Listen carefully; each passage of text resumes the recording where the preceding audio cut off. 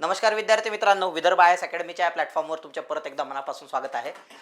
आपण अर्थशास्त्राचे जे PYQ विश्लेषण आहे म्हणजे जी गटक पूर्व परीक्षा आहे, त्याचे जे 2021 ते 25च्या दरम्यान जे झालेले पेपर आहेत, त्याचं आपण विश्लेषण घेणार आहोत. विश्लेषण घेण्यामागचा उद्देश काय ते समजून घ्या पहिले, की सर्वात महत्त्वाचं क्वेश्चन कशा पद्धतीने येतात. म्हणजे काय होते, विद्यार्थी जेव्हा अभ्यास करतात तर कधी कधी ते एखाद्या विषयामध्ये ओव्हर क्वालिफाईड होऊन जातात. ओव्हर क्वालिफाईड इन सेन्स अपेक्षेपेक्षा जास्त अभ्यास करतात. आणि काही काही पोरं आहेत ते अंडर क्वालिफाईड असतात. त्यांना वाटते आपला अभ्यास झालेला आहे, पण तो एक्झाम ओरिएंटेड नसतो. मग आता आपण जो अभ्यास करतो हा एक्झाम ओरिएंटेड असला पाहिजे. याच्याकरिता आपण PYQ विश्लेषण घेतो की कशा पद्धतीचे प्रश्न येतात आणि ते कशा पद्धतीने टॅकल केले पाहिजे. आणि आपण जो अभ्यास करतोय, जो आपल्याला वाटतोय की आपण अभ्यास केलेला आहे, तो एक्झाम ओरिएंटेड आहे, पण तो खरंच आहे का, हे तुमच्या लक्षात येण्यासाठी आपण त्या ठिकाणी हे सगळं विश्लेषण घेणार आहोत. म्हणजे दुसरी महत्त्वाची गोष्ट, पेपरमध्ये गेल्यानंतर काय होते माहिती आहे का, काही प्रश्न पोरांना जमत नाही आणि ते नैसर्गिक आहे. बरोबर, अनेक विषय आहे ज्याच्यामध्ये तुम्ही 10 किंवा 15 प्रश्न विचारले जातात त्या विषयावर आणि आपण ते प्रश्न आउट ऑफ सोडवतो. बरोबर, पण काही विषय असे आहे की ज्याच्यामध्ये 15 आउट ऑफ 15 सोडवण्याचा प्रयत्न जरी केला तरी ते पॉसिबल होत नाही. म्हणजे मग तुम्हाला त्याच्यामध्ये काही प्रश्न सोडून द्यावे लागतात. आलं लक्षात? आपण म्हणतो ना, देवाचे सोडून दिले बाबा, आपण देवाचे सोडून दिले असं म्हणतो ना, तसे काही देवाचे प्रश्न असतात ते सोडून द्यावे लागतात आपल्याला. बरोबर, तर ते जजमेंट वेळेवरती आलं पाहिजे. म्हणजे 2-3 क्वेश्चन सोडले आणि देव न करो असं तुमच्यावरती वेळ येऊ की सलग 2-3 प्रश्न तुम्हाला सोडून द्यावे लागले, तर काय होतात, विद्यार्थी लगेच फ्रस्ट्रेट होतात की यार आपल्याला 3-4 प्रश्न सलग आले नाही, पेपर आपल्याला अवघड चाललेला आहे, मग आपण पास होईल की नापास, आणि मग येणारे पण प्रश्न त्यांचे चुकून जातात. तर मग ह्या सगळ्या गोष्टींचा अंदाज घेण्यासाठी, लक्षात घ्या पोरांनो, ह्या सगळ्या गोष्टींचा अंदाज घेण्यासाठी की बाबा कोणते प्रश्न सोडून द्यायचे असतात, किती प्रश्न ऑड जातात, किती आपल्या अभ्यासातले येतात, आणि जे प्रश्न ऑड जातात ते काही लॉजिक ट्रिक्सच्या माध्यमातून आपण सोडू शकतो का, ह्या सगळ्या गोष्टीचं आकलन होण्यासाठीच त्या ठिकाणी आपण PYQ विश्लेषण तुमच्यासाठी घेऊन येतो आहे. आता जे प्रश्न एकदम सोपे आहे, वन लाईनर आहे, ते आपण फास्ट पाहणार आहोत.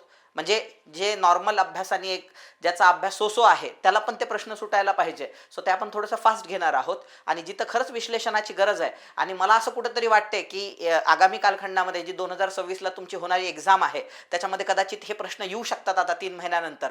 त्याच्यावरती आपण थोडंसं चांगलं काम करूया. येतं लक्षात? म्हणजे सगळेच उद्देश आपले काय झाले पाहिजे, साध्य झाले पाहिजे. जर तुम्ही 2021 ते 25 हे विश्लेषण व्यवस्थित करून गेले, म्हणजे 2021 ते 25 हे जर तुम्ही व्यवस्थित विश्लेषण करून गेले अर्थशास्त्र या विषयाचं सध्या तरी, किंवा प्रत्येक विषयाचं म्हणू, तर तुम्हाला अंदाज येऊन जातो 2026ला पेपर कसा येऊ शकतो, त्याच्या पॉसिबिलिटीज काय आहे, आणि त्याच्यामध्ये काही उचनीच झाली जरी पेपरमध्ये तरी तुम्ही त्याच्यासाठी रेडी राहता. आलं लक्षामध्ये? म्हणजे एखाद्या वेळेस ॲक्सिडेंट झाला आणि तुम्ही त्याच्यासाठी तयार नसले की त्याचा मार जास्त लागतो आपल्याला, पण आपला ॲक्सिडेंट होणार आहे बाबा म्हणून आधीच आपण प्रिपेअर्ड आहोत, तर शॉक ॲब्झॉर्प्शन कॅपॅसिटी आपली जास्त असते. म्हणजे त्याच्यामुळं मग आपलं नुकसान कमी होतंय. आलं लक्षात? तसं एक्झाममध्ये ॲक्सिडेंट होण्याऐवजी आधीच आपण जर तयारी करून ठेवली तर त्या ठिकाणी इतर पोरांच्या तुलनेत आपलं कमी नुकसान होईल आणि आपण इझिली प्री आणि मेन्स ह्या दोन्ही एक्झाम त्या ठिकाणी पास होऊन जाऊ आणि आपल्याला आता डायरेक्ट पोस्ट त्या ठिकाणी मिळून जाईल. ज्या 5,000-5,500 6,000 आता वाढणार आहे, त्यामध्ये आणखी जागा काही, ज्या काही आपल्याला असतील जागा त्याच्यात कुठली तरी एक जागा आपल्याला त्या ठिकाणी इझिली मिळून जाईल. म्हणजे ही एक बॅच आणलेली आहे आम्ही विदर्भ आय एस अकॅडमीनी तुमच्यासाठी.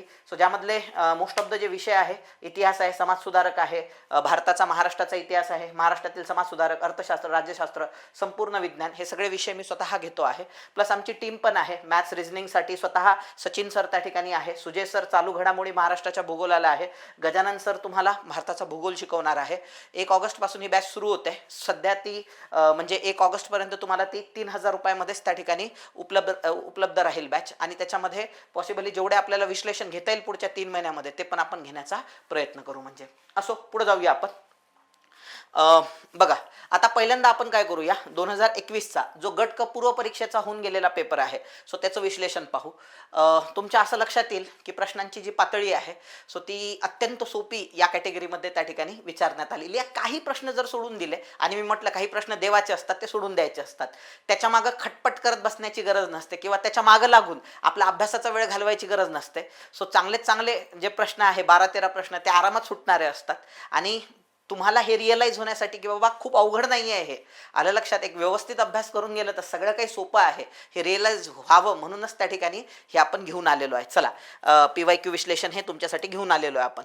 चला, आता याच्यामध्ये काय विचारलेलं आहे त्यांनी, खालील विधाने विचारात घ्या. आता लक्षात घ्या, अनेकांना काय वाटते गट क परीक्षा आहे, आता त्यातल्या त्यात अनेक लोक जे पोलीस भरती सरळ सेवा करायच्या आधी, सो ते मनोमन त्यांच्या असं वाटते की मॅक्झिमम प्रश्न जे आहेत ते फॅक्च्युअलच येतात बाबा, आणि आकडे ते पोरं पाठ करून जातात, कमिट्या पाठ करून जातात. पण लक्षात घ्या, गट क जरी एक्झाम असली ही आता MPSC कडे आलेली आहे, आलं लक्षामध्ये. सो त्यामुळं कन्सेप्च्युअल प्रश्न त्या ठिकाणी 100% पेपरमध्ये असणार आहे. त्यामुळे तुम्हाला विषयाची कन्सेप्च्युअल क्लॅरिटी असणं गरजेचं आहे. जसं की, आणि अवघड नाही, जे आपल्या पुस्तकात आहे तेच येणार आहे तुम्हाला.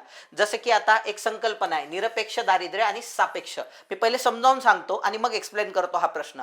बघा, म्हणजे ते तर नंतर एक्सप्लेनही करायची गरज नाही, ऑटोमॅटिक तो क्वेश्चन सुटून जाणार आहे तुमचा.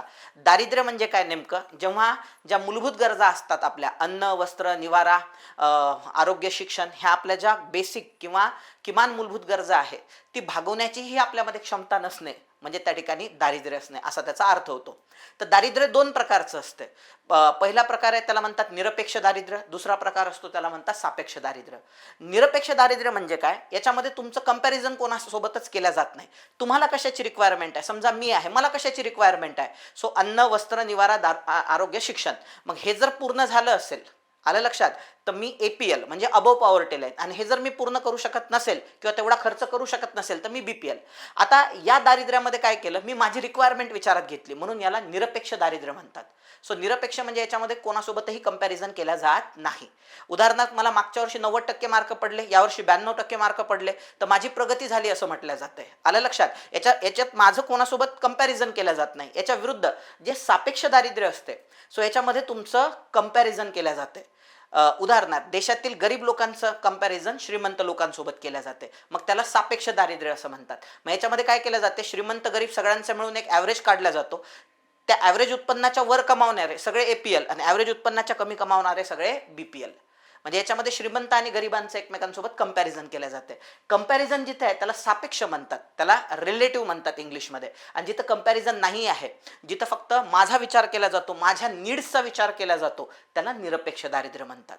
सापेक्ष दारिद्र्य, आता जर तुम्ही मला विचारलं, सागर सर तुम्ही गरीब आहात की APL आहात की BPL आहात, अबोव पॉवर्टी लाईन आहात की बिलो पॉवर्टी लाईन आहात, तर मी म्हणाल जर तुम्ही निरपेक्ष दारिद्र्यात चेक केलं तर मी APL आहे, कारण माझ्या अन्न, वस्त्र, निवारा, आरोग्य, शिक्षण ह्या गरजा भागलेल्या आहे, मग मी APL आहे.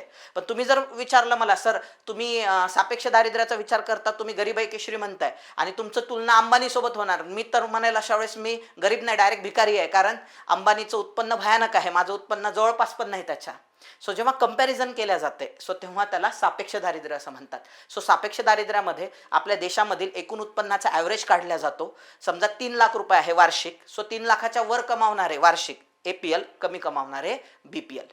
लक्षात घ्या, निरपेक्ष दारिद्र्य तुम्ही संपवू शकता. कसं, प्रत्येक माणसाला आरोग्य, शिक्षण, अन्न, वस्त्र, निवारा ह्या सगळ्या गोष्टी द्यायच्या आणि निरपेक्ष दारिद्र्य संपुष्टात आणायचं. पण सापेक्ष दारिद्र्य तुम्ही कधीही संपवू शकत नाही. का, कारण तुम्ही कितीही श्रीमंत झाले तरी कोणाच्या तरी तुलनेत तुम्ही गरीबच असणार आहात. जसं की अंबानी आपल्या देशातला सर्वात श्रीमंत माणूस आहे, पण एलन मस्कच्या तुलनेत तो गरीबच आहे ना. म्हणून सापेक्ष दारिद्र्य तुम्ही कधीही संपवू शकत नाही. जे अविकसित देश असतात ते निरपेक्ष दारिद्र्य मोजतात, आणि जे श्रीमंत देश असतात ते सापेक्ष दारिद्र्य मोजतात. तुम्ही जर अमेरिकेत गेले आणि तिथं विचारलं एखाद्याला, आणि एखाद्याला बोट दाखवलं, हा BPL आहे, तुम्ही तर म्हणाल अरे ह्याच्याकडे अन्न, वस्त्र, निवारा, आरोग्य, शिक्षण, कार पण आहे, घर पण आहे, बायको पण आहे याच्याकडे, हा कसला BPL. तर तो काय म्हणेल, मी आहे गरीब, पण मी सापेक्ष गरीब आहे, श्रीमंताच्या तुलनेत मी गरीब आहे. बाकी निरपेक्ष दारिद्र्यात मी बसत नाही. का, कारण माझ्या अन्न, वस्त्र, निवारा, आरोग्य, शिक्षण याच्या पलीकडे जाऊन बाकीच्या गरजा भागलेल्या आहेत माझ्या सगळ्या. सो त्यामुळे तो निरपेक्ष दारिद्र्यात बसणार नाही, सापेक्ष दारिद्र्यात बसेल. म्हणून विकसित देशातले लोक सापेक्ष दारिद्र्य मोजतात, आणि जे गरीब देश आहे, अविकसित, विकसनशील आहे, ते निरपेक्ष दारिद्र्य मोजत असतात. आलं लक्षामध्ये. बघा, आता निरपेक्ष दारिद्र्याचे निर्मूलन करणे शक्य आहे. सो सगळ्यांना अन्न, वस्त्र, निवारा, आरोग्य, शिक्षण ह्या गोष्टी देऊन निरपेक्ष दारिद्र्य तुम्ही संपवू शकता. सापेक्ष दारिद्र्य हे जास्त उत्पन्न गटाबरोबर कमी उत्पन्न गटाच्या तुलनेवर आधारित आहे, आत्ताच पाहिलेलं आहे आपण. सो सापेक्ष दारिद्र्य याचा अर्थच तुलना असा होतो. दारिद्र्य हे पर्यावरणाच्या अवनतीसाठी जबाबदार नाही, हे आपण 100% म्हणू शकत नाही. की दारिद्र्यामुळे पर्यावरणाची हानी होत नाही. तू म्हणणार कसं काय सर, जर एखादा माणूस गरीब असेल तर तो काय करेल? सो घरामध्ये जेवण तर त्याला तयार करावंच लागणार आहे जगण्यासाठी. त्याच्याकडे गॅस नाही आहे, रॉकेल नाही आहे, तो काय करेल? जाईल झाडं कापून आणेल आणि ते लाकडं म्हणून त्या ठिकाणी जाळणार. ग्रामीण भागामध्ये अनेक लोक वृक्षकटाई करतात. कशासाठी? सरपण म्हणून, लाकडं जाळण्यासाठी चुलीमध्ये. मग मला सांगा पर्यावरणाचं नुकसान होईल की नाही? त्यांना लाकडं जाळल्यानंतर जो धूर बाहेर निघतो त्यामुळं पर्यावरणाची हानी होणार की नाही? सो 100% होणार आहे. सो त्याच्यामुळे हे आपण 100% म्हणू शकत नाही की दारिद्र्य पर्यावरणाच्या अवनतीसाठी जबाबदार नाही आहे. ते असू पण शकतंय. सो त्याच्यामुळे याच्यामध्ये सी चुकीचं आहे. आता इथं गंमत लक्षात घ्या, सी ग्रुप सीच्या पेपरमध्ये हा प्रकार जास्त घडतो. अनेकदा काय करतात ते परीक्षेत, आपण काय करतो, हे बरोबर आहे, हे बरोबर आहे, आणि हे जर चुकीचं असेल आणि डायरेक्ट ए बी उत्तर मारून देतो. नाही, असं करायचं नाही. इथं चेक करायचं आपल्याला काय विचारलेलं आहे. आता योगायोगा इथं बरोबर काय हे आपल्याला विचारलेलं आहे, बरोबर आहे ए आणि बी, म्हणून आपण हे उत्तर मारणार आहे. पण इथं थोडंसं चेक करून घ्यायचं पहा. आणि काय करा, तुम्हाला मी आणखी एक टिप देतो पहा सॉल्विंगची. टिप अशी आहे की तुम्ही जेव्हा हे स्टेटमेंट वाचता आणि तुम्हाला वाटते हे बरोबर आहे स्टेटमेंट, तर इथं लगेच मार्क करून घ्यायचं. बी बरोबर वाटते लगेच मार्क करून घ्यायचं. सी चुकीचं वाटते लगेच मार्क करायचं. आणि इथं चेक करायचं, बरोबर विचारलं की चूक विचारलं. बरोबर विचारलं ए आणि बी. हे काही काही पोरं काय करतात, हे वाचतात, मग बरोबर विचारल्यावर परत हे वाचतात बरोबरवाला शोधण्यासाठी. मग तुमचा डबल वेळ जातो ह्याच्यामध्ये आणि तुमचं नुकसान होतंय. सो त्याच्यामुळे जेव्हा वाचता तेव्हाच डिसाईड करून घ्यायचं बरोबर आहे की चुकीचं आहे. बरोबर आहे हे, कारण तुम्हाला 60 मिनिटात 100 प्रश्न सोडवायचे आहे आणि ती एक चॅलेंजिंग टास्क आहे. त्याच्यात तुमचं टाइम सेव्हिंग मेकॅनिझमसाठी हे करणं फार गरजेचं आहे. असो, पुढे जाऊया आपण. भारतातील चलनी नोटा भारत सरकारकडून जारी केल्या जातात. हे विधान एकदम चुकीचं आहे. भारतातील चलनी नोटा ह्या सरकारकडून नाही तर आरबीआय कडून जारी केल्या जातात. लक्षात घ्या, सरकारच्या ऑन द बिहाफ आरबीआय ही एक स्वायत्त संस्था आहे आणि ही नोटांची प्रिंटिंग पण करते आणि नोटांचं प्रचालन म्हणजे बाजारात नोटा ओतण्याचं काम, त्याला चलन पुरवठा असं पण म्हटलं जाते. सो चलन पुरवठा किंवा चलनाचं प्रचालन आणि चलन छापणे, so on the behalf of government RBI हे करत असते. सो त्यामुळे चलनी नोटा भारत सरकारकडून नाही तर आरबीआय कडून जारी केल्या जातात. त्यामुळे पहिलं विधान चुकीचं आहे. संकुचित पैसा M1 मध्ये लोकांजवळील चलनाचा अंतर्भाव होतो. आता लक्षात घ्या, ही एक संकल्पना आहे, त्याला मनी टर्म असं म्हटलं जाते किंवा मनी नावाची संकल्पना आहे. त्यामध्ये M0 आहे, M1 आहे, M2 आहे आणि M3 आहे. असे मनीचे वेगवेगळे प्रकार पडतात पहा. M0, M1, M2, M3. आता हे काय आहे M0, M1, M2, M3? तर याच्याबद्दल मी यूट्यूबवरती एक स्पेशल लेक्चर घेतलेलं आहे. भयानक सुंदर लेक्चर आहे. तुम्ही ती संकल्पना पाहिल्यानंतर तुम्ही म्हणजे असं समजून चला पुस्तकापेक्षाही 10 पटीनं चांगली तुमची ती संकल्पना क्लिअर होईल. बरोबर. सो इथे एक्सप्लेन केल्यास आपला भरपूर वेळ जाईल, लक्षात घ्या. तरी पण मी इन शॉर्ट सांगण्याचा प्रयत्न करतो. यमचा अर्थ होत असतो मनी. सरकार जेव्हा धोरणं आखत असते तेव्हा हा पैसा कोणाकडे आहे? हा पैसा म्हणजे 3 सिस्टीम आहे आपल्याकडं, आरबीआय, बँका आणि जनता. आरबीआय, बँका, जनता.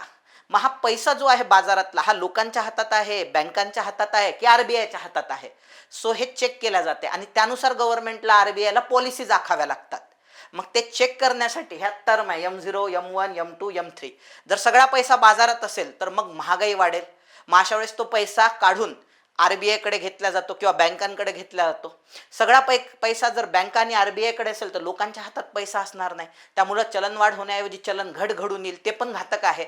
मग तो पैसा बाजारात जावा म्हणून आरबीआय धोरणं आखणार आणि तो पैसा बँका आणि आरबीआय कडून कोणाकडे जाणार? जनतेकडे जाणार. सो यासाठी ते काय करत असतात, या 3 टर्मिनॉलॉजी त्या ठिकाणी वापरत असतात. सो M0 म्हणजे काय? बाजारातला सगळा पैसा म्हणजे M0 याला म्हणतात. सो याला हाय पॉवर मनी येतं लक्षामध्ये, उच्च क्षमतेचा पैसा, बरोबर, म्हणून पण याला ओळखल्या जाते. पहा, M0 मध्ये काय आहे? ते बाजारातला सर्व पैसा. बाजारातला पैसा म्हणजे लोकांच्या हातातील चलनी नोटा आणि नाणी, बरोबर. नंबर 2 बँकांकडील पैसा. नंबर 3 बँकांचे आरबीआय कडे असणारे डिपॉझिट आणि बँकांचे ऑदर डिपॉझिट, आरबीआयचे ऑदर डिपॉझिट. ह्या 4 गोष्टींचा समावेश होतो M0 मध्ये. M0 म्हणजे बाजारातला सर्व पैसा. परत एकदा, लोकांच्या हातातील नाणी आणि चलनी नोटा. दुसरं, बँकांकडे असणारे पैसे किंवा डिपॉझिट्स म्हणू शकतो आपण. तिसरं, बँकांचे आरबीआय कडे असणारे डिपॉझिट्स आणि आरबीआयचे स्वतःचे, त्याला ऑदर डिपॉझिट्स म्हणतात. सो ते म्हणजे M0 असते. आता M1 म्हणजे काय? सो आरबीआयचा पैसा बँकेजवळ आला, सो त्याला M1 म्हणतात. आलं लक्षात?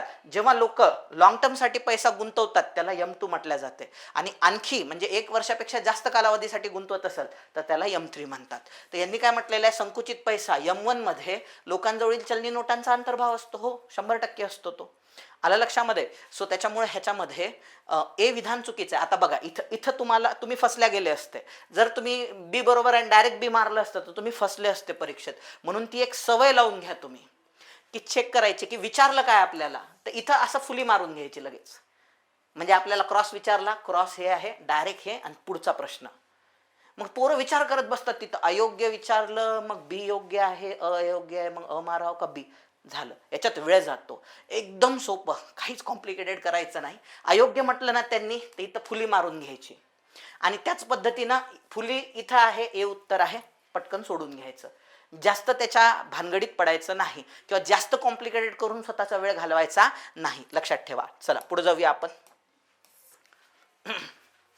58 स्वर्ण जयंती रोजगार योजना. आता ऍक्च्युली त्यांनी इथं म्हणायला पाहिजे होतं स्वर्ण जयंती ग्राम स्वरोजगार योजना, असं तिचं नाव आहे. यांनी इथं नाव चुकीचं दिलेलं आहे. स्वर्ण जयंती ग्राम स्वरोजगार योजना, ब्रॅकेटमध्ये त्याचा ॲक्रॉनिम बरोबर दिलेला आहे.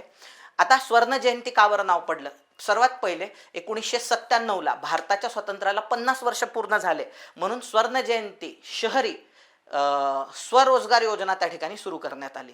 म्हणजे याच्यामध्ये काय होतं की सरकार तुम्हाला ट्रेनिंग देणार, सरकार तुम्हाला लोन देणार शहरी लोकांना, आणि तुम्ही तुमचा स्वतःचा व्यवसाय सुरू करावा. याला स्वयंरोजगार असं म्हटलं जातं.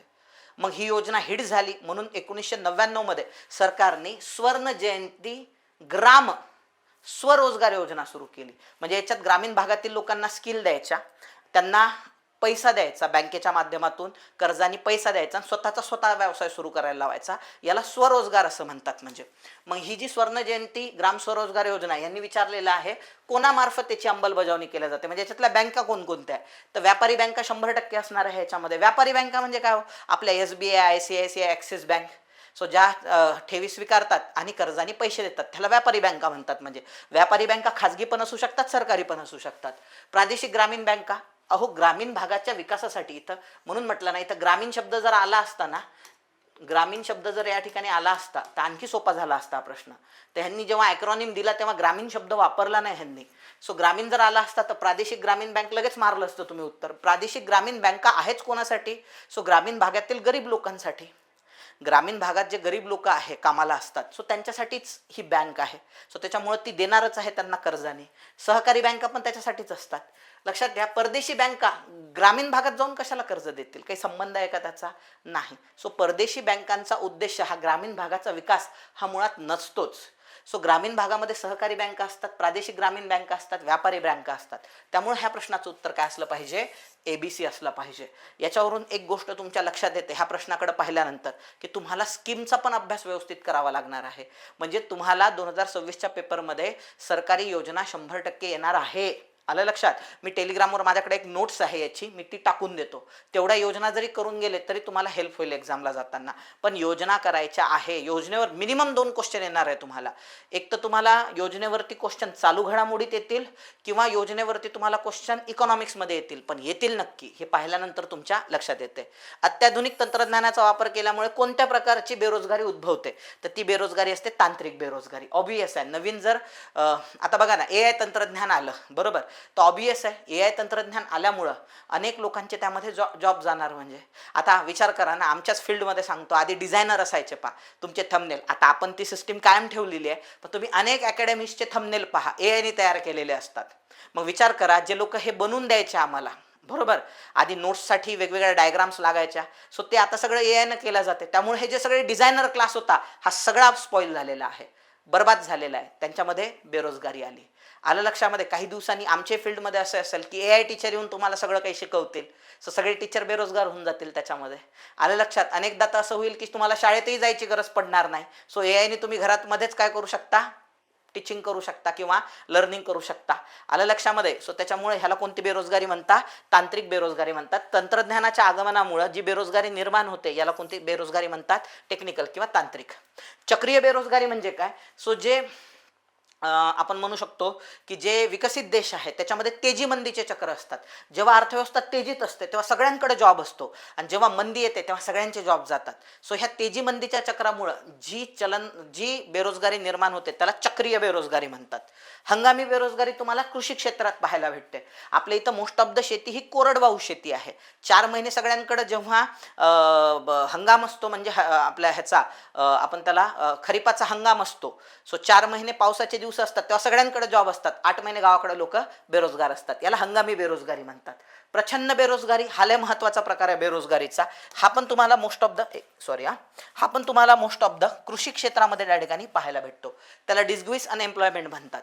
म्हणजे शेती क्षेत्रात असं आहे की समजा 5 एकर जमीन आहे आणि त्यात 5 माणसं काम करतात आणि ते 5 टन उत्पादन घेतात. कशाचं पण असू द्या, मक्याचं वगैरे वगैरे 5 टन उत्पादन घेतात. पण झालं असं की त्या कुटुंबातले 2 पोरं एमपीएससी करायला गेले होते शहराच्या ठिकाणी, पण त्यांचं काही 2 वर्षात झालं नाही सिलेक्शन, म्हणून ते गावाकडे आले शेतात काम करायला. आता आईबाबांसोबत ते पण शेतात कामाला जातात. तरी पण 5 एकर शेतातून 5 टनच उत्पन्न येते. म्हणजे ते 2 लोक त्या शेतात काम केलं काय, नाही केलं काय, काही फरक पडत नाही. पण लोकांना तर वाटणार हे 2 पोरं झाले बाबा, आधी बेरोजगार होते आता कामाला लागले, पण ते शेतात जाऊन न जाऊन काही उपयोगच नाही आहे. म्हणजे सो त्याच्यामुळं ह्यांना छुपे बेरोजगार म्हणतात, कारण ह्यांची मार्जिनल प्रोडक्टिव्हिटी शून्य आहे. यांनी शेतात जाव न जाव काही फरक पडत नाही. त्यामुळे ह्यांची मार्जिनल प्रोडक्टिव्हिटी शून्य असल्यामुळं सो त्याला प्रचंड बेरोजगारी असं म्हटलं जाते. डिस्ग्विस अनएम्प्लॉयमेंट असं म्हटलं जाते. विकास वित्तीय संस्था. आता लक्षात घ्या तुम्ही, अनेक जणांनी हा जेव्हा प्रश्न पाहिला असेल सो तेव्हा जर त्यांना अनुभव नसेल सॉल्विंगचा तर हा तुमच्या सिलेबसमधून नाही आहे क्वेश्चन. म्हणजे विकास वित्तीय संस्था म्हणजे जरी असेल तुमच्या सिलेबसमध्ये पण एवढ्या बारकाईने भाई माणूस अभ्यास करून करून कशाचा करेल, बँकांमध्ये किंवा वित्तीय संस्थांमध्ये कशाचा अभ्यास करेल, नाबार्डचा अभ्यास करेल, एसबीआयचा अभ्यास करून जाईल, स्टेट बँक ऑफ इंडिया, आरआरबीचा अभ्यास करून जाईल, लीड बँकेचा अभ्यास करून जाईल, लय झाला आयसीआयसीआयचा अभ्यास करून जाईल. भाई या वित्तीय विकास संस्थांचा अभ्यास कसं काय करणार आहे आपण? आणि आयोगालाही तुमच्याकडनं अपेक्षित नाही आहे की तुम्हाला विकास वित्तीय संस्था काय आहे हे माहीत असावं. पण तुम्हाला ॲटलिस्ट हे माहिती असलं पाहिजे की ज्याही वित्तीय संस्था ह्या विकासासाठी कर्ज देतात, स्थापन करण्यात आल्या कारण त्या ज्याच्या नावामध्ये विकास आहे, कोणतीही संस्था असू द्या, इथून पुढे लक्षात ठेवा, ज्याच्या नावात विकास आलं तर ती कधी पण लॉंग टर्म लोन देणारी संस्था असते आणि जिच्या नावात विकास नाही आहे ती शॉर्ट टर्म लोन देणारी संस्था असते. सो लक्षात घ्या, विकासासाठी जे कर्ज दिल्या जातात ते लॉंग टर्म कर्ज असतात, 7 वर्षापेक्षा जास्त साठीचे कर्ज असतात. आलं लक्षामध्ये? सो त्यामुळं विकास वित्तीय संस्था ही कशासाठी असेल? लॉंग टर्म लोन देण्यासाठी. आता आपण काय करूया, ऑप्शन चेक करूया. अल्प मुदतीसाठी निधी उपलब्ध करून देणे हे 100% चुकीचं आहे, कारण नावात विकास आहे. ते दीर्घ मुदतीसाठी असणार आहे. कृषी आणि मुख्य क्षेत्राचा विकास वाढवण्यासाठी मदत करणे, सो हे असू शकते उत्तर तुमचं. आपण ह्याला गोल केलं. नाणे बाजाराचे नियमन करणे. बघा, हा जो नाणे बाजार असतो ना, याच्यामध्ये अल्पकालीन कर्ज देणार आहे. अल्पकालीन म्हणजे काय? 1 वर्षापेक्षा कमी, मी मायनस लिहितो इथं, 1 वर्षापेक्षा कमी कालावधीसाठी जिथं लोन दिल्या जातात त्याला नाणे बाजार असं म्हणतात. फॉर एक्झाम्पल एसबीआय नावाची संस्था आहे, ती तुम्हाला 1 वर्षासाठीचे लोन देते, तर मग ती नाणे बाजाराचा भाग असणार.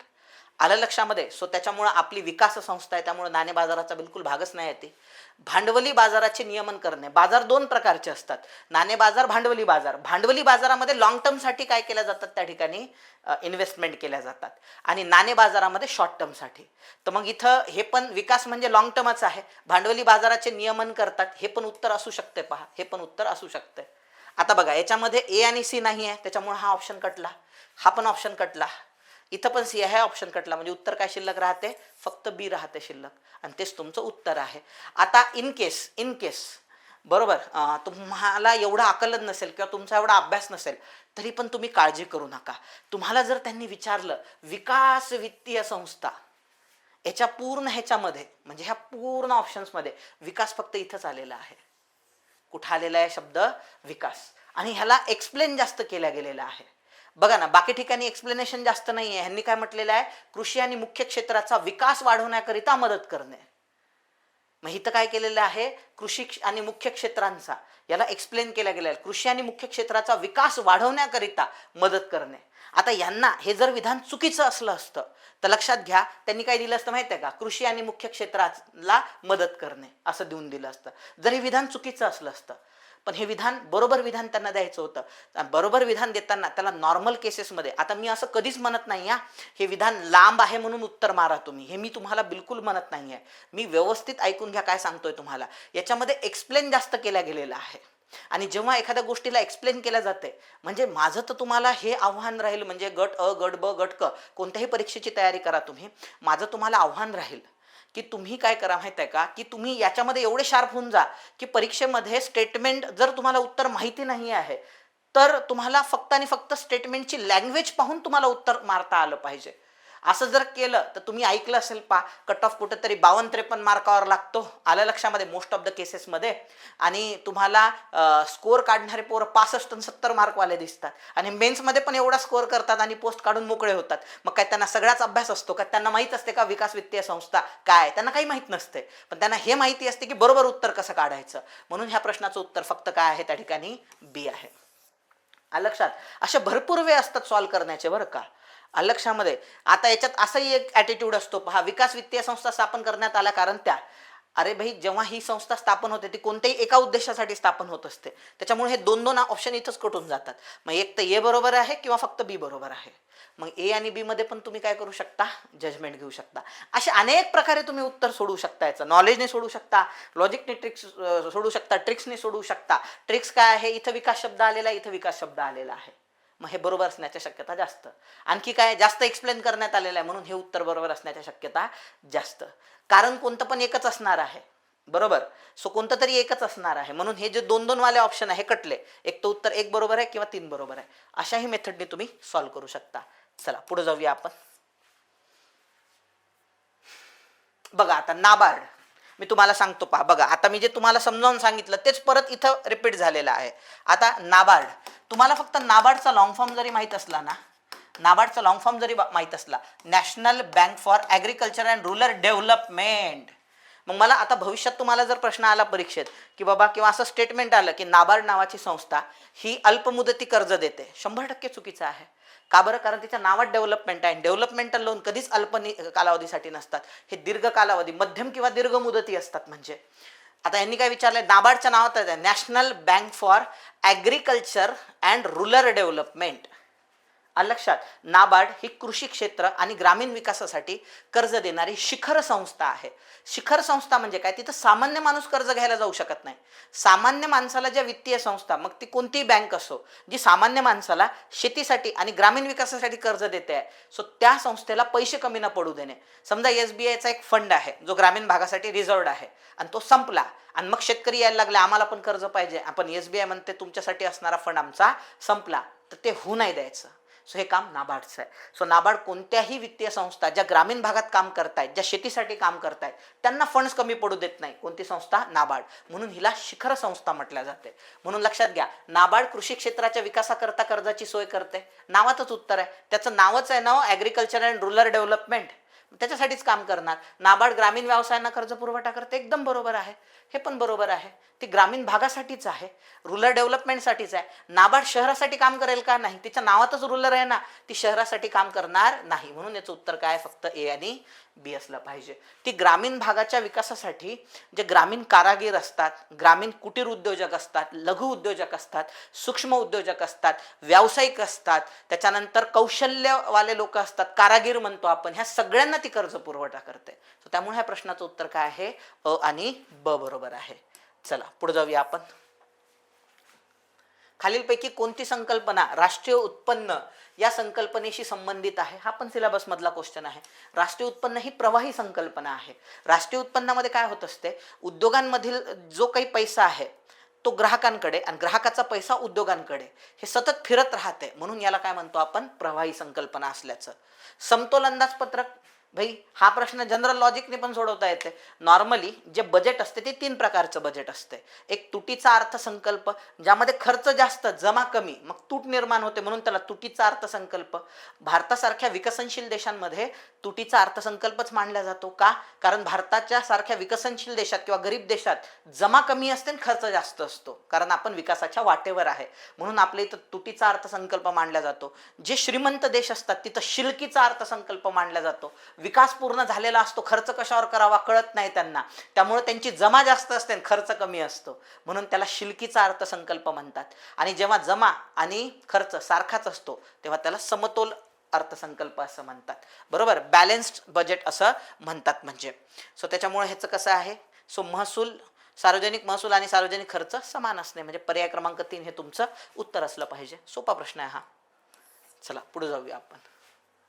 ब्रिक्स बँकेचे संस्थापक देश. आता बघा, ब्रिक्स या नावातच तुमचं उत्तर आहे. ब्रिक्स काय आहे, एक संस्था आहे ज्यामध्ये काही विकसनशील देश 2010 मध्ये, म्हणजे 2009 मध्येच म्हणावं लागेल, ॲक्टेनबर्ग नावाच्या ठिकाणी रशियामध्ये एकत्र आले आणि त्यांनी ही संस्था स्थापन केली. तेव्हा 4च देश होते त्याच्यामध्ये, ब्राझील, रशिया, इंडिया, चायना.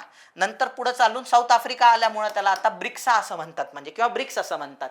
म्हणजे याच्यामध्ये ब्राझील आहे, रशिया आहे, इंडिया आहे, चायना, साऊथ आफ्रिका आहे.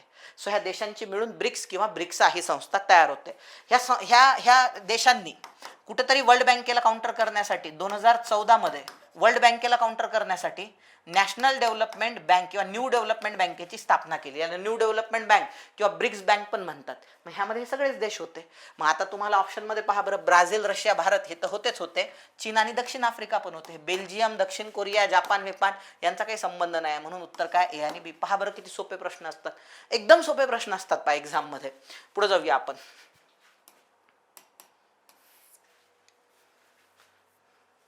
लोकसंख्याचे स्थित्यंतर लक्षात घ्या. तुम्हाला एक गोष्ट, एक पॅटर्न कॉमन दिसेल 2025 पर्यंत. दरवर्षी आयोगाने लोकसंख्येवरती प्रश्न 100% विचारलाय आणि मोस्ट ऑफ द टाइम तुम्हाला प्रश्न हा आकडे आणि कन्सेप्ट दोन्ही अँगलने विचारलेला आहे, हे तुम्हाला पाहायला भेटते. बघा, म्हणजे PYQचा बेनिफिट हा आहे की बाकी पोरांना समजू न समजू आपल्याला योजना प्रिपेअर करून जायची आहे 100%. RBI टॉपिक 100% करून जायचं आहे, कारण RBI वर क्वेश्चन येणारच आहे तुम्हाला. आलं लक्षामध्ये. पब्लिक फायनान्स टॉपिक करून जायचं आहे, त्याच्यावर फिक्स प्रश्न येतो तुम्हाला, जसं आत्ता पाहिला आपण थोड्या वेळापूर्वी.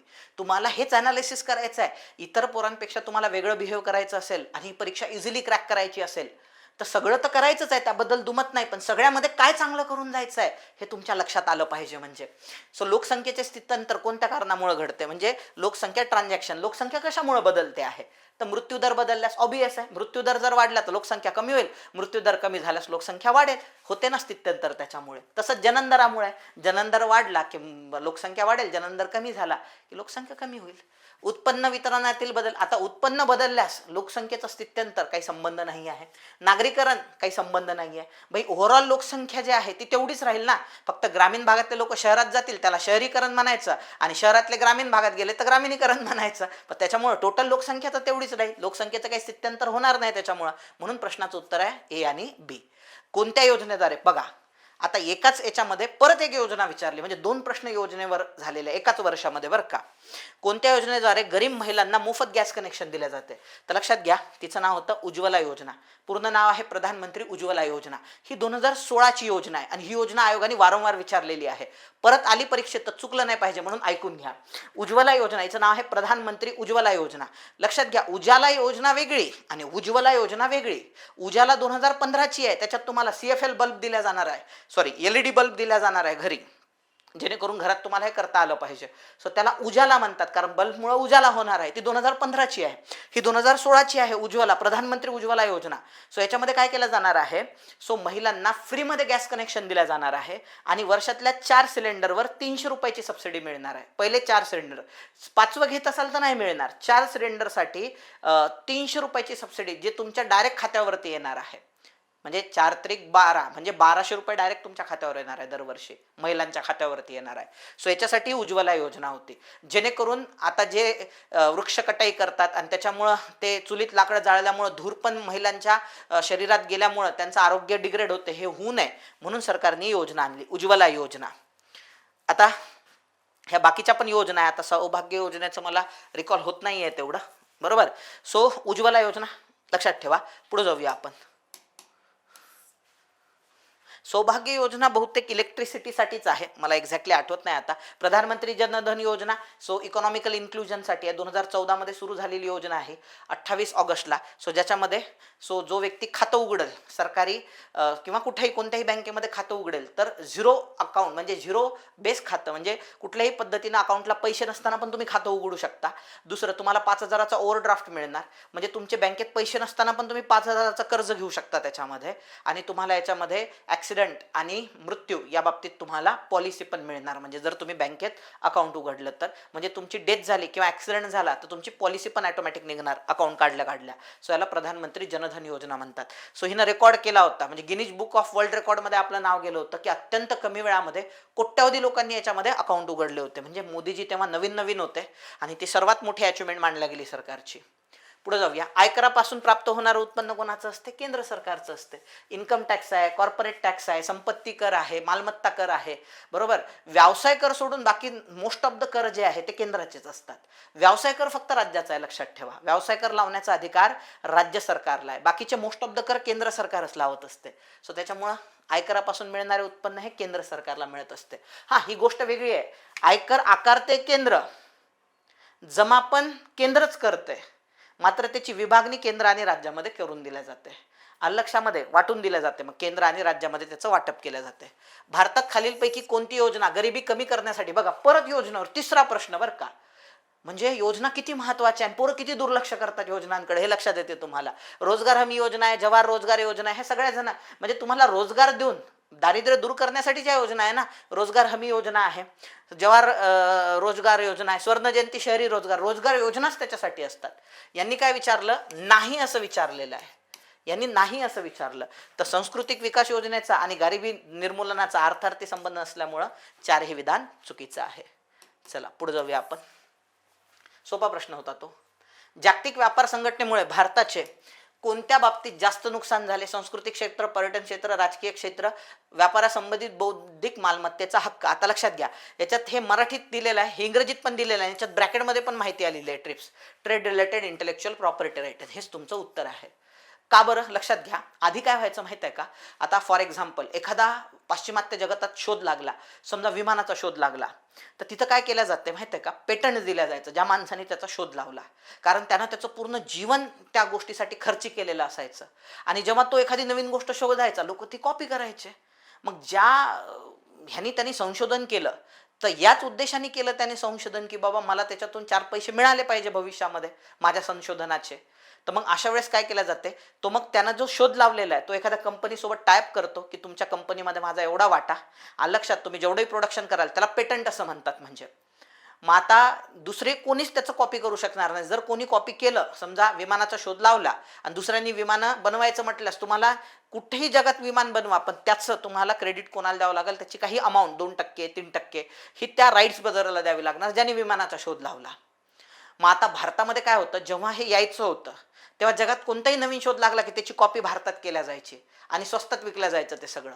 मग ज्या माणसाने हे सगळं तयार केलं त्याला त्याचा कोणताच वाटा मिळत नव्हता. मग याच्यात जे विकसित देश आहेत त्यात मोस्ट ऑफ द शोध लागायचे पहा, कारण भारतावर रिसर्च अँड टेक्नॉलॉजीवर फार कमी खर्च होतो. म्हणून त्यांनी वर्ल्ड ट्रेड ऑर्गनायझेशनची जेव्हा स्थापना झाली 1 जानेवारी 1995 सो तेव्हा त्यांनी एक नियम असा आणला की हे तुम्हाला करता येणार नाही इथून पुढं. ज्यानं ते शोधलेलं आहे सो तोच व्यक्ती त्याच्यात इन्व्हेस्टमेंट करू शकेल किंवा एखाद्या कंपनीसोबत टाईप. दुसऱ्यांनी जर ते कॉपी केलं तर त्या कंपनीवर निर्बंध लादण्यात येईल. सो त्याच्यामुळं भारतामध्ये जे आत्तापर्यंत सगळं स्वस्तात मिळायचं कॉपी करून ते सगळे धंदे बंद झाले. म्हणून भारताचं नुकसान झालं जेव्हापासून हे आलं. त्याला ट्रिप्स असं म्हणतात, trade related intellectual property rights. त्याच्यामुळं आता आपल्याला गोष्टी कॉपी करता येत नाही, स्पेशली 2005 नंतर, कारण भारताने ट्रिप्सवर सही केलेली आहे. त्याच्यामुळं आता भारत असं करू शकत नाही, म्हणजे ढापाढापी करू शकत नाही. म्हणून भारताचं ह्या करारामुळं सर्वात जास्त नुकसान झालं. पुढे जाऊया. खालीलपैकी कोणता कर अप्रत्यक्ष कर नाही?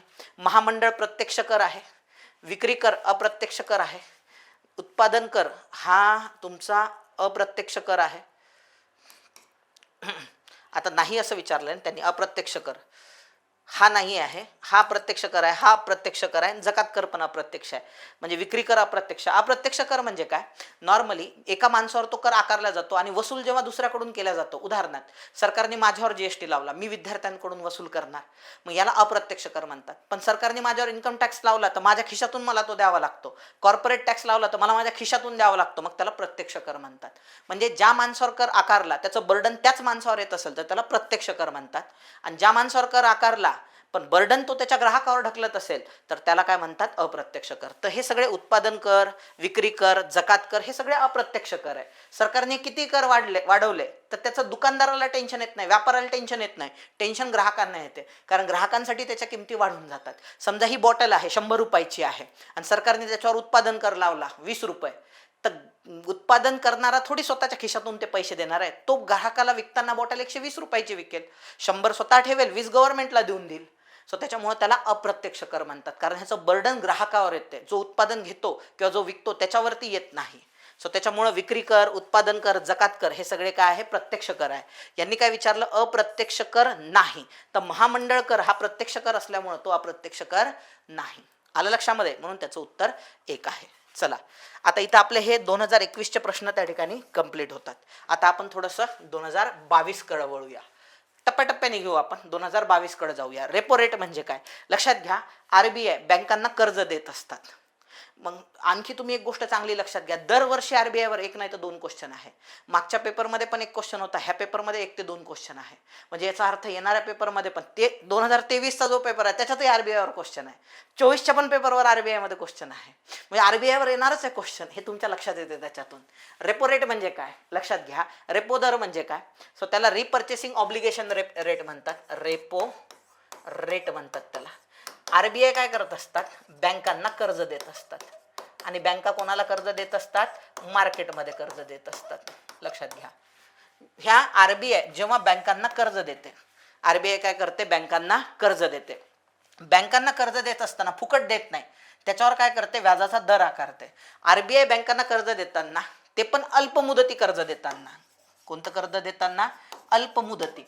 अल्पमुदती म्हणजे 56 दिवसासाठीचे जे कर्ज असतात, आरबीआयच्या मते जे 56 दिवसासाठीचे कर्ज असतात त्याला अल्पमुदती कर्ज म्हणतात.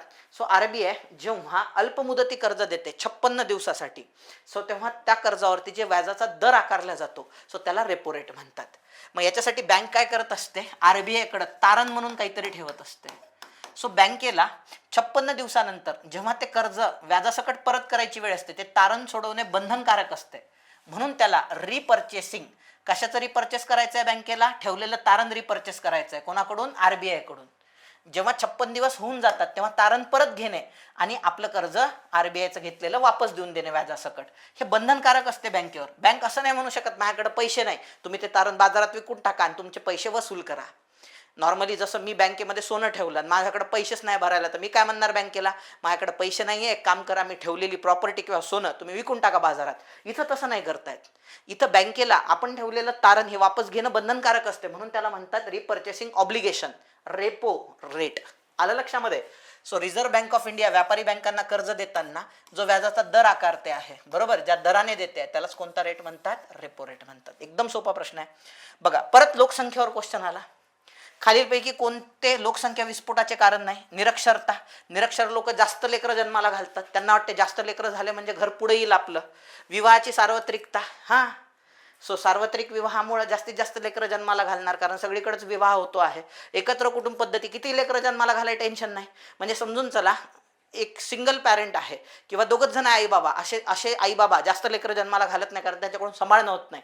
पण खटला जर असेल, खटला म्हणजे एकत्र कुटुंब पद्धती, तर लेकरं, आपले लेकरं कुणीकडे खेळतात, कोण सांभाळते? कधी काकू कधी त्याला काका, कधी कोणाकडं लेकरं आत्याकडं, कोणाकडे लेकरं आहे कळत पण नाही दिवसभर. रात्री फक्त झोपायला येतात म्हणजे आईबाबांसोबत, नाही तर ते पण मित्रांसोबतच त्यांच्या, म्हणजे चुलत भावासोबत किंवा आत्ते भावासोबत ते खेळत बसणार. म्हणजे सो जेवढं एकत्र कुटुंब पद्धती असली की त्याच्यामध्ये किती लेकरं जन्माला घाला, सांभाळायचं टेन्शन नसतात. घरी आजी आजोबा असतात, काका काकू असतात, सगळेजण सांभाळून घेतात. म्हणजे त्यामुळं पण मग भारतात लोकसंख्या विस्फोट होतो. राहणीमानात जर सुधारणा झाली तर लोकसंख्या वाढत नाही, कमी होते.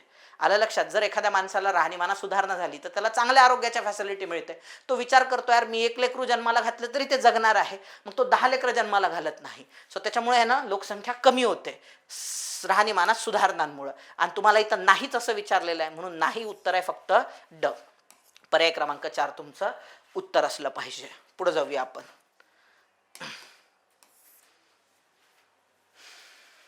FRBM कायदा. आता आणखी जरी 21 मध्ये FRBM वर क्वेश्चन आलेला नसला तरी 22, 23, 24, 25 FRBM वर तुम्हाला कंटिन्यू प्रश्न दिसतो, कंटिन्यू. म्हणून FRBM करूनच जा. आता मी थोडंसं बॅकग्राऊंड समजावून सांगतो तुम्हाला. FRBM भानगड काय आहे व्यवस्थित समजावून सांगतो तुम्हाला. बघा काय झालं होतं 1991 मध्ये भारत सरकारने प्रचंड कर्ज घेतले होते आणि परत केलेच नाही. आता भारत सरकार नॉर्मली असं करते की प्रत्येक वेळी कर्ज घेते वेगवेगळ्या देशांकडून, आंतरराष्ट्रीय संस्थांकडून, ते परत देत नाही. जरी कर्ज परत केलं नाही तरी त्याचं व्याज मात्र चुकवावं लागतं. सो त्याच्यामुळं भारतावर कर्जाचा डोंगर झाला, भारताचा व्यापार कोलॅप्स झालेला होता आणि 91 मध्ये भारतावरती आर्थिक अरिष्ट कोसळलं. सो भारतावर एवढी वाईट कंडिशन आलेली होती की भारताकडे परकीय चलन साठ्यामध्ये हार्डली 5 ते 6 बिलियन डॉलर उरलेले होते, ज्याचा वापर करून आपण फक्त 1 आठवडा क्रूड ऑइल इम्पोर्ट करू शकू. आणि जर क्रूड ऑइल आपल्याला घेता आलं नसतं आंतरराष्ट्रीय बाजारातून तर कदाचित देश ठप्प झाला असता, कारण बसेस चालल्या नसत्या, गाड्या चालल्या नसत्या आणि देश ठप्प होण्याची वेळ आली. मग अशा सर्कमस्टन्सेसमध्ये भारताकडे असलेलं सोनं आपल्याला bank of Switzerland, bank of Japan, bank of इंग्लंडमध्ये गहाण ठेवावं लागलं. एवढी वाईट वेळ आली. आपल्याला IMF कडून पण कर्ज घ्यावं लागलं. पण थँक गॉड IMF कडून कर्ज घेताना त्यांनी आपल्याला स्ट्रक्चरल ॲडजस्टमेंट प्रोग्राम करायला लावला. IMF म्हणे आम्ही तुम्हाला कर्ज देतो पण तुम्हाला तुमच्या अर्थव्यवस्थेत सकारात्मक बदल करावे लागतील, तुम्हाला व्यापार खुला करावा लागेल. आणि भारताने ते केलं. त्याला उखाजा धोरण म्हणतात. उदारीकरण, खाजगीकरण, जागतिकीकरण. आणि याच्यामुळे भारताचा फायदाच झाला. भारत हा गेलेला जो होता कर्जबाजारी झालेला देश हा पूर्वरत झाला. म्हणजे परत भारताची कंडिशन ही चांगली झाली. भारताने कर्ज परत केलं IMF कडून घेतलेलं, भारताची कंडिशन सुदृढ झाली. पण अशी परिस्थिती भविष्यात परत नाही उगवल्या गेली पाहिजे किंवा परत भारतावरती ओढवली नाही गेली पाहिजे. सो याच्यासाठी लक्षात घ्या 2003 मध्ये म्हणजे एक कमिटी बसवण्यात आली. आपल्या ह्यांच्या अध्यक्षतेखाली. त्यांचं नाव होतं आपलं सुरेश तेंडुलकरच तोंडामध्ये येते. विजय केळकर यांच्या अध्यक्षतेखाली एक कमिटी गठीत करण्यात आली. तिला म्हटलं गेलं FRBM समिती. बघा विजय केळकर समिती 2002 मध्ये गठीत झाली होती. ती टॅक्स रिफॉर्मसाठी होती, ती वेगळी. आणि 2003 मध्ये गठीत झालेली FRBM कमिटी वेगळी, fiscal responsibility and budget management. So he committee कशासाठी होती की इथून पुढे भारतीय सरकारच्या खर्चावरती आणि जमावरती याचं नियोजन करून द्यायचं. म्हणून याला म्हणतात FRBM. FRBM म्हणजे काय बघा, fiscal responsibility budget management act. बघा त्याचं नाव काय आहे, fiscal responsibility budget management act. Fiscal responsibility म्हणजे इथून पुढे सरकारला वित्तीय जबाबदारी घ्यावी लागणार. वारेमाप कर्ज घ्यायचं, वारेमाप खर्च करायचा, निवडणुकीला आश्वासनं द्यायचे, निवडणुकात बुम पैसा खर्च करायचा आणि मग परत सत्तेत आल्यानंतर कर्जबाजारी व्हायचं, असे धंदे करायचे नाही.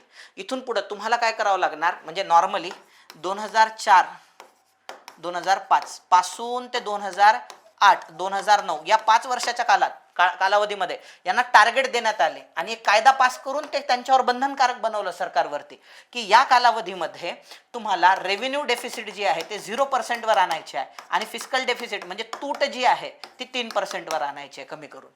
तुम्हाला दरवर्षी फिस्कल डेफिसिट जी आहे ती 0.3% कमी करायची आहे पर इयरला, म्हणजे प्रत्येक वर्षाला 0.3% कमी करायची आहे. आणि रेव्हेन्यू डेफिसिट हे प्रत्येक वर्षाला 0.5% कमी करत न्यायची आहे. आणि फायनली 2008-9 मध्ये रेव्हेन्यू डेफिसिट म्हणजे महसुली तूट, म्हणजे तूट जी असते खर्च वजा जमा याच्यातून तूट निर्माण होते, तूट कमी करत न्यायची आहे.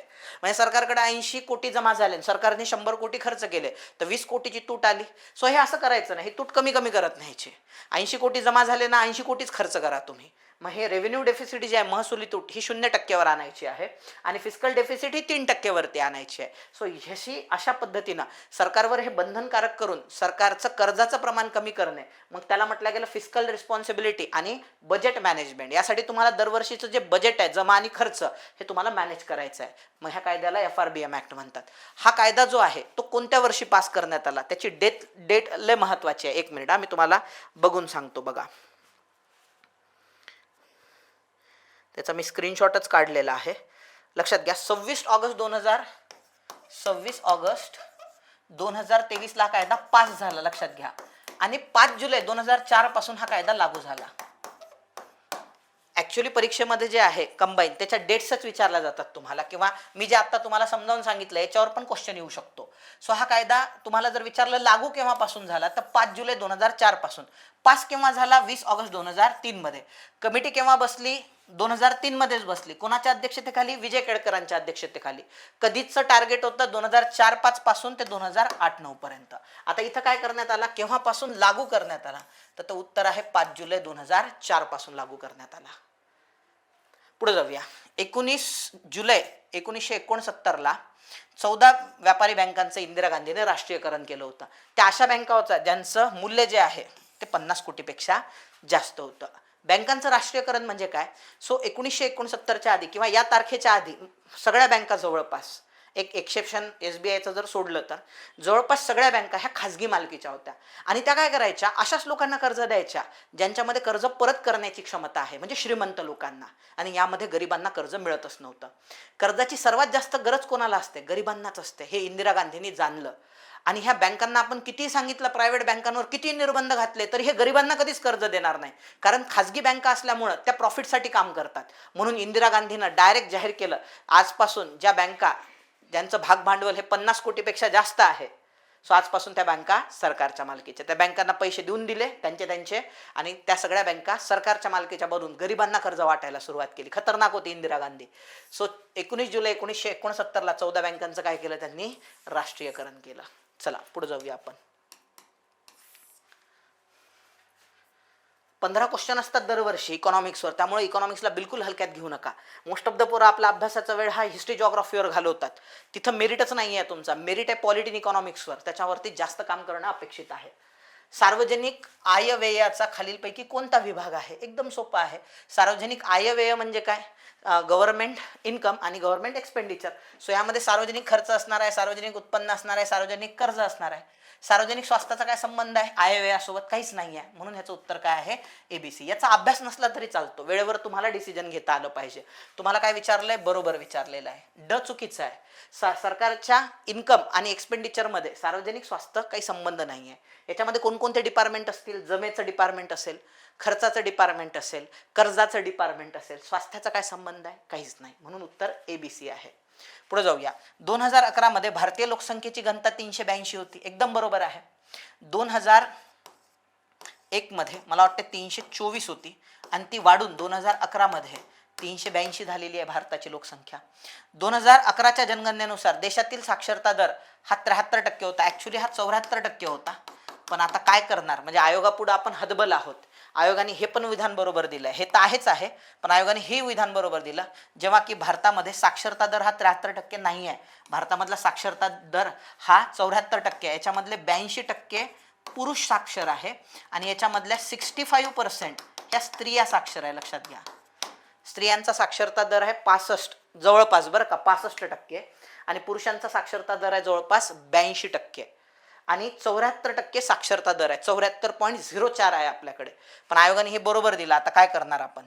देशातील लिंग गुणोत्तर प्रमाण महिलांसाठी नेहमी अनुकूल होते? नाही, कधीच अनुकूल नव्हते. मी काय म्हणतोय? कधीच नाही. 1000 पुरुषांमागं स्त्रियांची संख्या ही नेहमी कमीच राहिलेली आहे. आता किती आहे? 943 आहे 2011 मध्ये.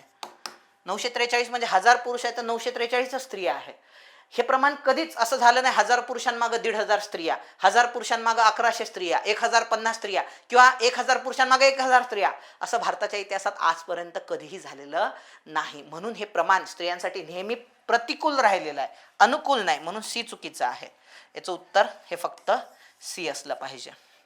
तसं B आणि C पाहिजे होतं, हे असायला पाहिजे होतं, पण आयोगाने हे उत्तर दिलेलं आहे. म्हणजे याचा अर्थ आयोग कधी कधी एखाद्या वेळेस चुकीचे उत्तर देते आणि नंतर सुधरत पण नाही. म्हणजे ते ऑप्शन सुधरवायला पाहिजे, पण ते सुधरवताना दिसत नाही तुम्हाला. असो, एखादा प्रश्न शहीद झालेला चालतो, म्हणजे काय हरकत नाही त्याच्यामध्ये. पुढे जाऊया. आता यांचं म्हणणं आहे पट्ट पुरवठा अधिकारी योजना या वर्षी सुरू झाली. आता असे प्रश्न देवाचे प्रश्न असतात. थोडंसं लॉजिक लावून पहा. इथं ऑक्टोबर आहे 80, 1980, ऑगस्ट 1982, जानेवारी 1979, नोव्हेंबर 1965. ह्या प्रश्नाचं उत्तर बरोबर आलं पाहिजेच असं काही नाही.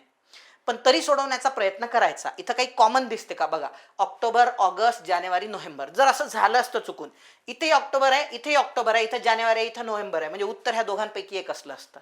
किंवा इथं ऑक्टोबर 1980 आहे आणि इथं ऑगस्ट 1980 आहे, सॉरी, इथं ऑगस्ट 1980 आहे आणि इथं जर समजा जानेवारी 1979 नोव्हेंबर 1965 असलं असतं, 1980 कॉमन आहे, म्हणजे दोघांपैकी एक उत्तर राहिलं असतं. पण नाही, इथं 1980 कॉमन आहे ना, ऑगस्ट सप्टेंबर कॉमन आहे, काहीच कॉमन नाही आहे. मग अशा सर्कमस्टन्सेसमध्ये असा प्रश्न लेफ्ट करून टाकायचा. ह्या प्रश्नाचं उत्तर नोव्हेंबर 1965 आयोगाने दिलेलं आहे. पुढे जाऊया. नाणे बाजारातील निधीच्या कमतरतेचे खालीलपैकी कोणतं कारण आहे? नाणे बाजार म्हणजे काय, मी मगाशीच सांगितलं, दोन बाजार असतात, नाणे बाजार आणि भांडवली बाजार. सो नाणे बाजार म्हणजे जिथं शॉर्ट टर्मसाठी व्यवहार चालतात, अल्प मुदतीसाठी जिथं व्यवहार चालतात, सो त्याला नाणे बाजार असं म्हटलं जाते. जिथं दीर्घ मुदतीसाठी व्यवहार चालतात, सो त्याला म्हटलं जाते भांडवली बाजार. सो नाणे बाजारामध्ये यांचं म्हणणं आहे निधीची कमतरता का असते. आता निधी कसा जमा होईल नाणे बाजाराकडे, लोक जेव्हा ठेवी ठेवतील. आता लोकांमध्ये बचतीचं प्रमाणच कमी आहे, लोक बचतच करत नाही आहे, तर पैसे बँकेत ठेवणारच नाही. मग त्याच्यामुळे नेहमीच निधीची काय असेल, नाणे बाजारात कमतरता असेल. त्यामुळे ह्याचं उत्तर पर्याय क्रमांक 1 बरोबर आहे. जर लोकांनी बचत केली, पैसे जर बँकेत ठेवले, तर नाणे बाजारातलं निधीचं प्रमाण वाढेल ना, अदरवाईज वाढणार का नाही. चला पुढे जाऊया. हा अंडरस्टँडिंगचा भाग होता बरं का. आता बघा, ज्यांनी असा विचार केला असता लंबवालं मारतो, तर त्यांनी हे मारलं असतं, चुकला असता तो. त्याच्यामुळे लक्षात घ्या, जिथं एक्सप्लेनेशन जास्त आहे, जिथं रंगवून सांगितलेलं आहे, त्याची भाषा तशा पद्धतीनं आहे, ते उत्तर बरोबर असते. लंबवालं बरोबर नसते कधीच, लक्षात ठेवा. म्हणून ह्याचा प्रश्नाचं उत्तर अपुरी बचत असं दिलेलं आहे. राज्य सरकारच्या भांडवली प्राप्तीत काय होते बघा, राज्य सरकारचे दोन प्राप्ती असतात, एक महसुली प्राप्ती आणि दुसरी भांडवली प्राप्ती. म्हणजे सरकारकडे काय असते, सरकारचं एक इन्कम असते, त्याला आपण प्राप्ती म्हणतो. सरकारचं जे बजेट असते त्याच्यामध्ये दोन गोष्टी मोडतात, प्राप्ती आणि खर्च. सरकारच्या दोन बाजू असतात, प्राप्ती आणि खर्च. ह्या प्राप्तीचेही दोन भाग पडतात, एक महसुली आणि दुसरा भांडवली. तसं खर्चाचं पण आहे, खर्च पण दोन प्रकारचे असतात, महसुली आणि भांडवली. आता शॉर्टकट लक्षात ठेवा, मी तुम्हाला शॉर्टकट समजावून सांगतो, तुम्ही तो शॉर्टकट लक्षात ठेवा. महसुली आणि भांडवली कशाला म्हणतात लक्षात घ्या. जेव्हा सरकारकडे अशी प्राप्ती एकदा सरकारला ती आली, म्हणजे सरकारचे दोन खाते आहे आणि ह्याच्यामध्ये परत दोन भाग पडतात. प्राप्ती म्हणजे इन्कम सरकारचं, एक महसुली प्रकारचं असतं आणि एक भांडवली प्रकारचं असतं. खर्च पण सरकारचा महसुली आणि भांडवली असतो.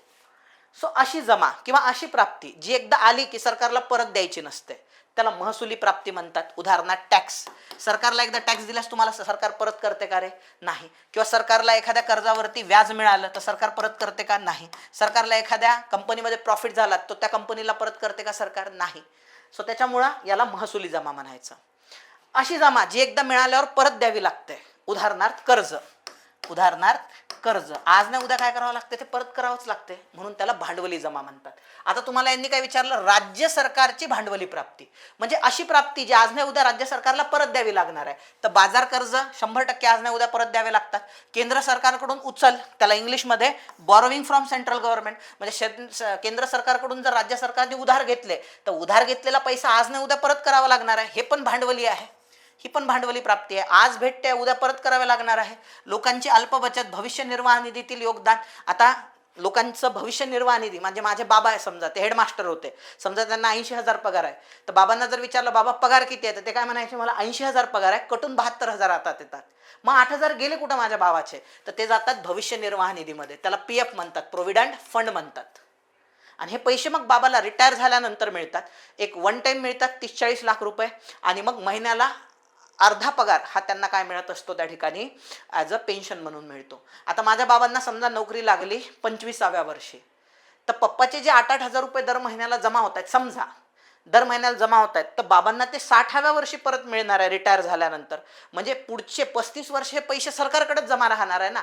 मग सरकार काय करते, हे पैसे बँकेसारखे वापरते, आणि जेव्हा परत द्यायची वेळ येते तेव्हा ते व्याजासकट देऊन देते त्यांना वापस. म्हणजे हे पण असे पैसे आहे जे सरकार वापरून म्हणू शकते का आता मला परत द्यायची गरज नाही. हे 8,000 सरकारला आज नाही उद्या परत द्यावे लागणार आहे, म्हणून ही जिथं परत देण्याची भावना आहे त्याला भांडवली जमा म्हणतात. म्हणजे केंद्र सरकारकडून GSTचा वाटा, कारण हा कराचा वाटा आहे आणि कर हा महसुली जमा असतो, त्याच्यामुळे हे येणार नाही. म्हणून यांनी काय विचारलं, भांडवली प्राप्ती, याच्यामध्ये काय येते, ABC येते. आहे का आपल्याकडे ऑप्शन, हा पर्याय क्रमांक 3 ABC हे तुमचं उत्तर असलं पाहिजे. चलो आगे. कोणत्याही शासनाच्या सार्वजनिक खर्चाची प्रवृत्ती ही वाढती असते. दिवसेंदिवस खर्च वाढतच जातो सरकारचा, कमी होत नसतो. सोपा प्रश्न आहे. गरिबीच्या मुद्द्याचे पुनर्परीक्षण करण्यासाठी 11-12 मध्ये कोणती समिती बसली होती? सी रंगराजन. तुम्हाला विचारले 2005 मध्ये कोणती बसली होती? सुरेश तेंडुलकर समिती बसली होती. त्याच्यानंतर यश चक्रवर्ती ही नाही माहीत आपल्याला, RC दत्त, रोमेशचंद्र दत्त काही संबंध नाही. DT लकडावाला होती पण ती 1989 बसली होती, दारिद्र्यासाठीच होती ती. आणि श्रीरंगराजन आहे 11-12, म्हणून हेच त्याचं उत्तर आहे. ग्रामीण भागातील माणसाला दररोजच्या आहारातून किती उष्मांकाची गरज असते? तर लक्षात घ्या, श्रीरंगराजनपर्यंत रूरल एरियामध्ये राहणाऱ्या माणसांना 2400 कॅलरी लागतात आणि अर्बन एरियामधल्या माणसाला 2100 कॅलरी लागतात, असं अलग समिती आणि लकडावाला समितीनं सांगितलं होतं. कॅलरी म्हणजे काय? ऊर्जा. ऊर्जा म्हणजे काम करण्यासाठी आपल्याला जी लागते त्याला ऊर्जा म्हणतात. तर ग्रामीण भागातले लोक काम जास्त करतात, कष्टाची कामं जास्त करतात, म्हणून त्यांना जास्त ऊर्जा लागते. किती? 2400 कॅलरी. कॅलरी ऊर्जा आहे, एवढी जास्त ऊर्जा. आणि शहरी भागातले लोक हे मेहनतीचे कामं तुलनेनं कमी करतात, म्हणून त्यांना कमी ऊर्जा लागत असते. मग एवढी ऊर्जा मिळवण्यासाठी जो खर्च केला जातो त्याला दारिद्र्य रेषा म्हणतात. मग त्या खर्चापेक्षा जास्त खर्च करत असतील तर APL, कमी करत असतील तर BPL, अशी आपल्या देशामध्ये दारिद्र्य मोजल्या जाते किंवा दारिद्र्य रेषा ठरवल्या जाते. एवढ्या कॅलरी विकत घेण्यासाठी करावा लागणारा खर्च. समजा मला दिवसाला 2400 कॅलरी लागतात, मी ग्रामीण भागात आहे, आणि एवढ्या कॅलरी खरेदी करण्यासाठी मला जर 40 रुपये खर्च करावे लागत असतील तर 40 रुपये दारिद्र्य रेषा. मग जे लोक दिवसाला 40च्या वर खर्च करतात ते APL आणि कमी करतात ते BPL. हे असं असतं. आता जेव्हा रंगराजन कमिटी आली, यांनी हे क्रायटेरिया बदलला. त्यांचं म्हणणं होतं रूरल एरियामध्ये 2155 कॅलरी लागतात आता, आणि अर्बन एरियामध्ये 2090 कॅलरी लागतात. म्हणजे इथं 10 कॅलरी त्यांनी वजा केल्या आणि इथून जवळपास 245 कॅलरी त्यांनी वजा केल्या. का बरं? कारण आता ग्रामीण भागात यांत्रिकीकरण झालेलं आहे, ट्रॅक्टर आलेले आहे, त्यामुळे कष्टाचे कामं कमी झाले, म्हणून 2155 लागतात. आणि शहरी भागात 2090. पण इथं ऑप्शन जो आहे, बरोबर, त्यांनी जे दिलेलं आहे ग्रामीण भागात, तर तो आपल्याकडे ऑप्शनच नाही आहे ग्रामीण भागातला 2155 वाला, म्हणून आपण काय मारणार? 2400 उत्तर मारणार. मौद्रिक धोरण कोणाचं असते? RBIचं असते. बघा, RBI वर दरवर्षी एक नाही तर 2 क्वेश्चन आहे. लक्षामध्ये, मौद्रिक धोरण कोणाचं असते? RBIचं असते. तुम्हाला जर विचारलं वित्तीय धोरण कोणाचं असते? सरकारचं असते. सरकारकडे जे जमा होतात पैसे, जे खर्च होतात, हे कशाचा भाग असतात? वित्तीय धोरणाचा भाग असतात. आणि RBIचे जे धोरण असते त्याला मौद्रिक धोरण म्हणतात. बघा, आता परत योजनेच्या इयरवर प्रश्न आला. जर जमला तर ठीक, नाही जमला तरी ठीक, लय टेन्शन नाही घ्यायचं अशा प्रश्नांचा. हा देवाला सोडून द्यायचा प्रश्न. ह्या प्रश्नाचं उत्तर आयोगाने 1985-86 दिलेलं आहे. लक्षामध्ये. हा, जर कॉमन असेल, म्हणजे इथं असं जर दिलं, एका ठिकाणी असं जर दिलं 1979-80 आणि 80-81, तर मग समजायचं 2 पैकी 1 उत्तर आहे. पण इथं कॉमन काहीच नाही आहे. लक्षामध्ये. त्याच्यामुळे हा प्रश्न सोडून द्यायचा देवाला. असे प्रश्न गेले तरी लय टेन्शन घ्यायचे नाही. याच्यात तुम्ही तुक्का पण मारू शकता किंवा लेफ्ट पण करू शकता, जर रेस घ्यायची नसेल तुम्हाला तर. रिझर्व्ह बँक ऑफ इंडिया हे भाववाढीच्या काळात, 1 मिनिट,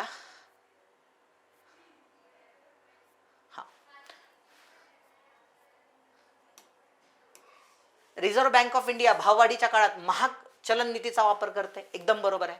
आता लक्षात घ्या, चलनवाढ म्हणजे काय? जेव्हा बाजारामध्ये चलनाचं प्रमाण प्रचंड वाढते, म्हणजे लोकांच्या हातातला पैसा वाढतो, तेव्हा मागणी वाढते, आणि मागणी वाढली की चलनवाढ घडून येते. सो याला मागणी ताणजन्य चलनवाढ म्हणतात. डिमांड पुल इन्फ्लेशन याला म्हणतात, कारण बाजारात पैसा खूप आहे. मग अशा वेळेस RBI काय करते? महाग पैशाचं धोरण राबवते.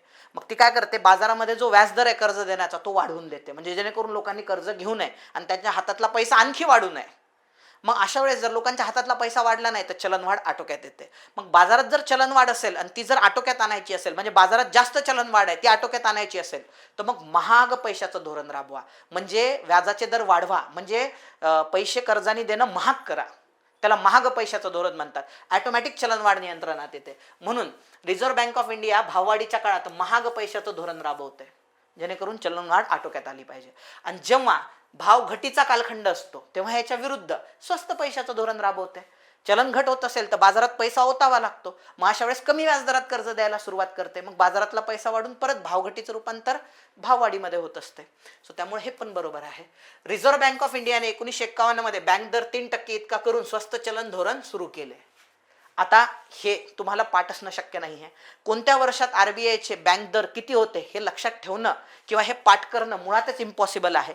मग अशा वेळेस जजमेंट घ्यायचं. हा व्याजाचा दर 3% जास्त आहे की कमी आहे? फार कमी आहे.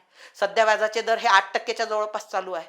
जर 3% व्याजाचा दर असेल म्हणजे स्वस्त पैशाचंच धोरण असणार आहे. सो त्याच्यामुळे हे जनरली काय आहे? बरोबर आहे. म्हणून हे विधान बरोबर. ABC आहे का उत्तर? वरीलपैकी सर्व बरोबरच विचारलेलं आहे. उत्तर काय आहे? वरीलपैकी सर्व. सो हे होतं तुमच्या 2021 आणि 22 या प्रश्नांचं स्पष्टीकरण. सो याच पद्धतीनं आपण 23, 24, 25चं पण घेऊ, पण या लेक्चरमध्ये नाही, पुढच्या लेक्चरमध्ये. सो आजचं लेक्चर हे तुम्हाला कसं वाटलं, तुम्हाला याचा बेनिफिट होतोय की नाही हे आम्हाला कमेंट बॉक्समध्ये नक्की लिहून कळवा. भेटूया लगेच पुढच्या लेक्चरमध्ये, उद्या किंवा परवा. तोपर्यंत धन्यवाद. जय हिंद.